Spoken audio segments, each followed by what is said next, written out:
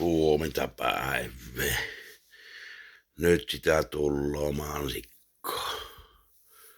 Ja hyvin tulloo. Polkkaa. Tänä aamuna kerättyä polkkaa. Erittäin hyvän makuista mansikkaa.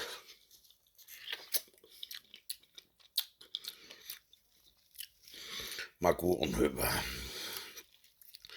2-3 päivän välein niin semmonen 5-6 litraa tulloo. Siinä on vajaa. Ois kyllä vajaa 6 litraa. Tänä aamuna ennen satteita kerättyä mansikkoa polkkaa. Herkkua nam. Erittäin hyvää.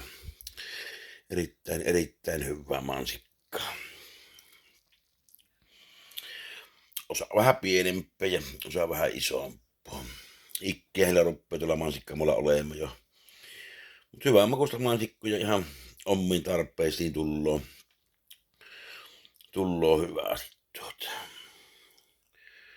Ei siinä auta kun kerralla aina ja verkot laittelin siihen tosissaan, niin ei pääse tuoda kättirastakkaasti syömään niitä. Polkamansikoita. Oma hommansa siinä on, kun se rassana pitää ja huolehtia, että pysyy hyvänä, niin mut sitten se palkitsee tälleen sadolla. Satoaika niin tulloo, että herkkua. On se hyvä. Täällä on mansikkamaittoa tuossa syömään. Käykköhän mansikoita kahtella, jos ruppee myynnissäkin olemaan, niin tuoretta hyvää mansikkot. Satteiden jälkeen sottella vähän pehmeitä tai hommeistakin. Ja herkästi pehmiä, jos paljon vettä sattaa. On luppalussatteita.